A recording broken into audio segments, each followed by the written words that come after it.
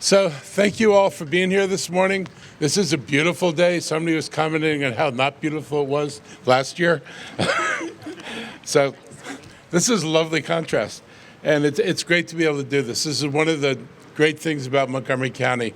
You get to be progressive. You get to lead on social issues. You can stand up for people's rights. And it's generally accepted here. Maybe not by everybody. We know that's true. But by most people.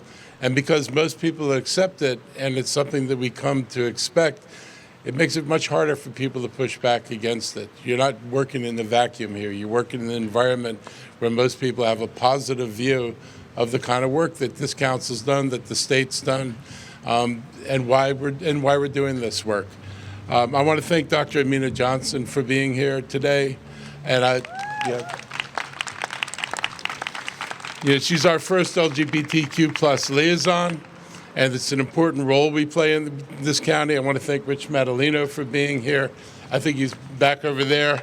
And, Rich, because he was one of the leaders in the fight to get this through the state legislature and eventually passed by the state of Maryland. It's a big deal, and Rich was there to fight that fight. And a tribute to what you can do in Maryland. He could do that and be elected and be a leader in a state that accepts that that's a perfectly normal thing for a person to do, any person to do. So it's, we've got history in this county. I was on a 1983 council in Tacoma Park that passed the first domestic partnership law. Because we didn't have the authority to legalize marriage, but there were this idea of domestic partnerships, and we had residents in our city who could not visit people in a hospital because their parents, their partner's parent might say, he's not part of the family. He may be boyfriend or whatever, but he's not part of the family, and only family members to come in. And so we created domestic partnership so couples could register their partnership, and the hospitals could no longer keep them from visiting their loved ones when their loved ones were in a hospital. And even in 1983, that happened with relatively little noise, and that was Tacoma Park. I'd say there are good things about Tacoma Park, and that's one of the really good things about Tacoma Park. It was an environment of acceptance. These collective efforts that everybody's done are really important. They help ensure that this community is welcome, they're part of us, and that they're safe here. And we make them as safe as we possibly can. We are aggressive about responding to incidents of hate and violence.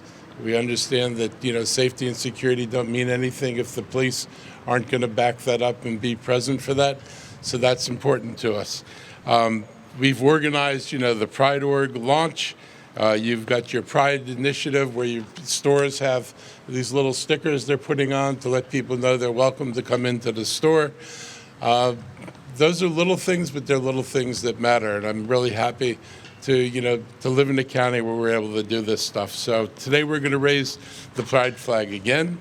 I'm really glad that we're able to do this with this kind of assembled group, and it's something the county will be putting up on its website and letting people know we're doing this.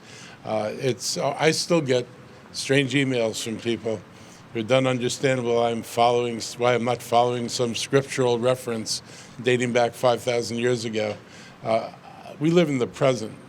And our acceptance and understanding of human beings is a lot different now than it was in the past. And we need to tie ourselves to the present, walking into the future, not dragging ourselves back into some earlier, more primitive form of human life. So I like where we stand. I like where we're going. I'm glad to be a part of a group of people who have the same intention. So thank you all very much.